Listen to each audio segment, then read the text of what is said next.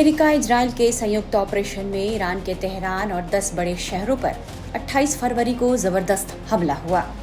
इसी हमले में ईरानी supreme leader Ayatollah Ali Khamenei की मौत हो गई, जिसके बाद ईरान ने पलटवार करते हुए मिडिल ईस्ट के 4 देशों में 6 अमेरिकी बेस पर हमला कर दिया, जिसके बाद पूरे मिडिल ईस्ट में हड़कंप मचा हुआ है। वहीं खामेनी की मौत के बाद पाकिस्तान में भी हालात बेहद तनावपूर्ण हो गए हैं। कराची में अमेरिकी कॉन्सुलेट पर हमला हुआ, जिसमें 1 दर्जन से ज्यादा लोगों की मौत हो गई।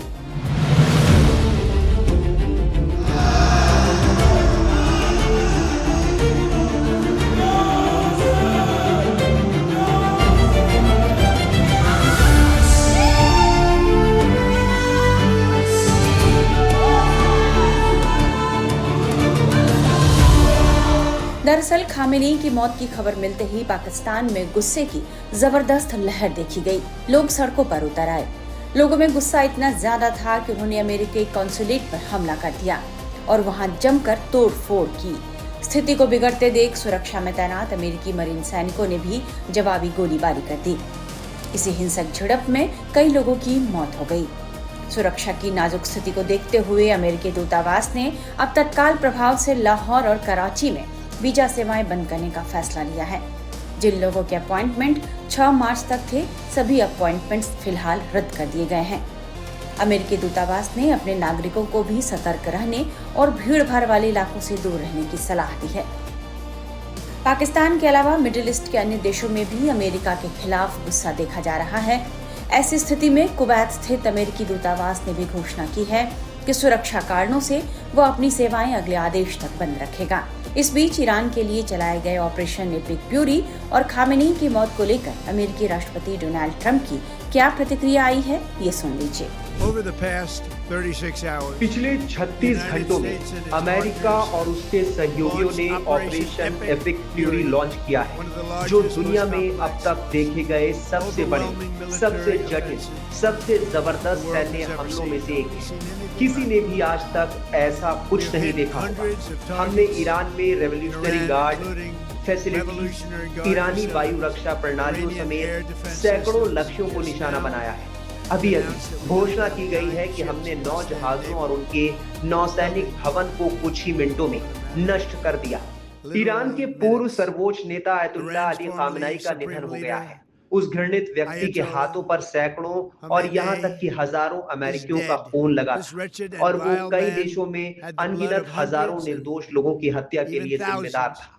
कल रात जब उनकी मृत्यु की घोषणा की गई, तो पूरे ईरान में सड़कों पर ईरानी लोगों की जय जयकार करने और जश्न मनाने की आवाजें सुनी जा सकती थी। संपूर्ण सैन्य कमान भी खत्म हो गई है और उनमें से कई लोग अपनी जान बचाने के लिए आत्मसमर्पण करना चाहते हैं। वो प्रतिरक्षा चाहते हैं। वो हजारों में हैं जो ऐसा चाहते हैं। इस समय सैन्य अभियान पूरी ताकत से जारी है और वो तब तक जारी रहेंगे जब तक कि हमारे सभी उद्देश्य प्राप्त नहीं हो जाते। हमारे पास बहुत मजबूत उद्देश्य हैं। वो 2 सप्ताह पहले कुछ कर सकते थे, लेकिन वो वहां नहीं पहुंच सके। वहीं ट्रंप ने ईरान के मिसाइल कार्यक्रम में हुई प्रगति की ओर इशारा करते हुए यह आरोप लगाया कि तेहरान लंबी दूरी की मिसाइलें विकसित कर रहा है, जो यूरोप, विदेश में तैनात अमेरिकी सैनिकों और संभावित रूप से अमेरिका की धरती को भी खतरा पहुंचा सकती है। हालांकि उन्होंने इस पर कोई भी विस्तृत सबूत तो नहीं दिया, लेकिन उन्होंने इस बारे में क्या-क्या कहा, ये सुनिए। An Iranian regime armed with long-range missiles and nuclear weapons would be a dire threat to every American. We cannot allow a nation that raises terrorist armies to possess such weapons, would allow them to extort the world to their evil will. Not going to let it happen. We're undertaking this massive operation not merely to ensure security for our own time and place, but for our children and their children, just as our ancestors have done for us many, many years ago. This is the duty and the burden of a free people. These actions are right and they are necessary to ensure that Americans will never have to face a radical, bloodthirsty terrorist regime armed with nuclear weapons and lots of threats. For almost 50 years, these wicked extremists have been attacking the United States while chanting the slogan, "Death to America" or "Death to Israel" or both. I once again urge the Revolutionary Guard, the Iranian military, police, to lay down your arms and receive full immunity or face certain death. It will be certain death. Won't be pretty. I call upon all Iranian patriots who yearn for freedom to seize this moment, to be brave, be bold, be heroic, and take back your country. America is with you. I made a promise to you, and I fulfilled that promise.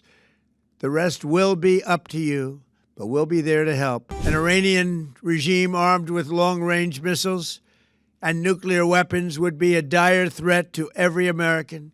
We cannot allow a nation that raises terrorist armies to possess such weapons, would allow them to extort the world to their evil will. Not going to let it happen. We're undertaking this massive operation not merely to ensure security for our own time and place, but for our children and their children, just as our ancestors have done for us many, many years ago. This is the duty and the burden of a free people. These actions are right and they are necessary to ensure that Americans will never have to face a radical, bloodthirsty terrorist regime armed with nuclear weapons and lots of threats. For almost 50 years, these wicked extremists have been attacking the United States while chanting the slogan, "Death to America" or "Death to Israel" or both. I once again urge the Revolutionary Guard, the Iranian military, police, to lay down your arms and receive full immunity or face certain death. It will be certain death. Won't be pretty. I call upon all Iranian patriots who yearn for freedom to seize this moment, to be brave, be bold, be heroic, and take back your country. America is with you. I made a promise to you, and I fulfilled that promise. The rest will be up to you, but we'll be there to help. Zero हमने invent किया, हमने बताया दुनिया को, जहां योग है वहां रोग नहीं। सबसे पुरानी सभ्यता है हमारी। गुलामी से तो और देश भी लड़े भाई, पर आजादी के लिए अहिंसा का रास्ता बस हमारा था। अपने पसीने से जमीन सींचता किसान और घर में घुसकर मारने वाले जवान, बस इसी मिट्टी ने जने। इसके हाथ ने जब थामा जज्बा तो इतिहास रचे।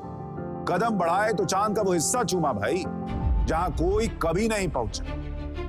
आज पूरी दुनिया में शान से लहरा रहा है तिरंगा, और इसके पीछे है गर्व से भरी अनगिनत कहानियां जो लिखी जा चुकी हैं और लिखी जा रही हैं, जिन्हें मैं सुनाऊंगा राष्ट्रगर्व रोज शाम 6:25 पर।